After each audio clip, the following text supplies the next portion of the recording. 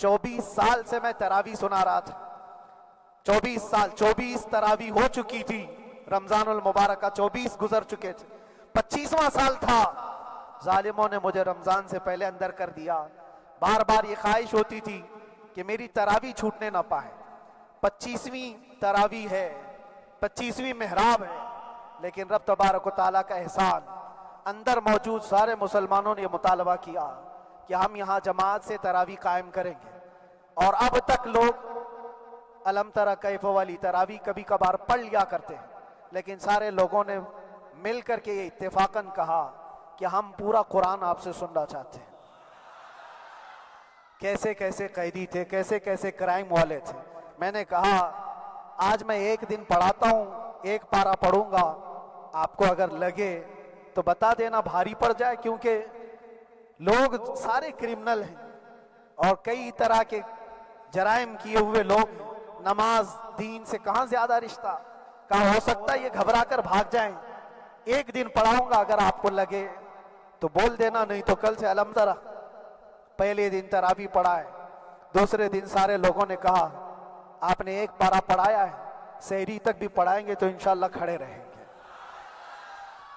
یہ جو استقامت، یہ ساری چیزیں دلوں کا جمع ہونا اور ہماری طرف دلوں کو پھیر دینا بغیر اللہ کی مدد کے نہیں ہوتا، رسول پاک صلی اللہ تعالیٰ علیہ وسلم کے کرم و احسان کے بغیر نہیں ہوتا۔ وہ تراویح بھی پڑھتے رہے، تفسیر قرآن بھی سنتے رہے اور قرآن کی تعلیم بھی لیتے رہے۔ پھر مجھے اندازہ یہ ہوا کہ رب تبارک و تعالیٰ کی منشا یہ تھی کہ ہماری تراویح کی محراب کی سلور جبلی جیل کے اندر ہو جائے۔ مجھے اس بات کا کوئی قلق نہیں رہا کہ میری کوئی چیز چھوٹ گئی ہے۔ ہاں، عید، بقرعید، محرم، یہ تمام چیزیں لوگوں کی یاد تو رہتی، رشتہ دار، احباب، اقربا کی یاد، لیکن اللہ کی مرضی، میرا رب تبارک و تعالیٰ جو پسند کرے اس میں ہم راضی ہیں۔ اگر مولا یہ چاہتا ہے کہ میں تنہا پڑھوں تو اس کی رضا میں ہم راضی ہیں، اگر وہ چاہتا ہے کہ مجمع ہزاروں میں ہم نماز ادا کریں تو اس کی مرضی پر ہم قائم ہیں۔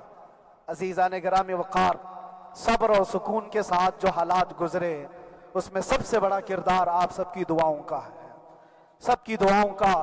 مشائخ، سارے پیران اعظام، تمام سلاسل کے اور ہر مسجد کے امام اپنے محراب اور ممبر سے جو دعا کرتے رہے، یہ سارا ذخیرہ میرے لیے اتنا بڑا ہے جس کو میں بیان نہیں کر سکتا۔ ہر ایک کی جانب سے دعائیں، عورتوں، بچوں کی طرف سے منتیں، روزے، نہ جانے کیا کیا کر لیا۔ پھر مجھے اندازہ ہوا کہ صرف اپنے آرام اور اپنے راحت کے لیے پھڑپھڑانے سے کچھ نہیں ہوگا۔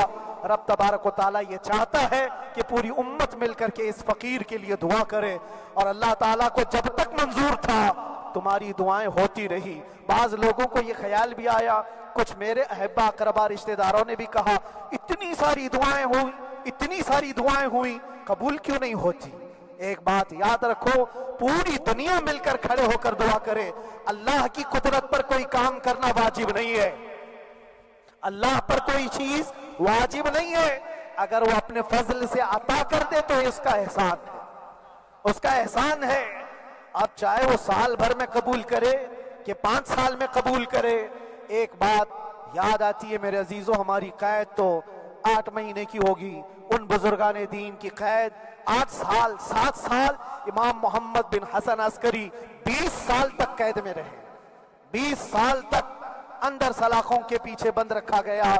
یہ اہل بیت اطہار ہیں، ائمہ اعظام ہیں، ان کی تکلیفیں دیکھ کر پھر ہماری تکلیف چھوٹی لگتی، اور پھر نبی پاک صلی اللہ تعالیٰ علیہ وسلم کی یاد آتی۔ صرف اس بات کا ہمیں فخر تھا کہ تم نے کبھی چوری کے الزام میں تو نہیں گرفتار کیا، کسی گھناؤنے الزام میں تو نہیں گرفتار کیا، ہاں اگر کسی بات پر گرفتار کیا ہے تو ان سے پوچھو تو اب یہ بولنے میں بھی شرم کرتے ہیں۔ مولانا کو کیوں گرفتار کیا ہے، مولانا کو کیوں اندر رکھا ہے، شرم آتی ہے بولنے میں، کیونکہ انہوں نے کچھ ایسا بولا تھا جس کو بولنے میں شرم آتی۔ کیا بولا تھا میرے عزیزوں، یہ ایک الگ کہانی ہے، ابھی میں اس پر کچھ گفتگو نہیں کرتا، اس لیے کہ ہر ایک کو یاد ہو چکی ہے، ہر ایک کو یاد ہے، میں اس کہانی کی طرف نہیں جاتا، لیکن اتنا مجھے آج اس ملک میں رہتے ہوئے احساس ہے کہ ابھی بھی انصاف ختم نہیں ہوا ہے. انصاف پوری طرح ختم ہو جائے تو اللہ کا عذاب آ جائے گا, اللہ کا عذاب آ جائے گا.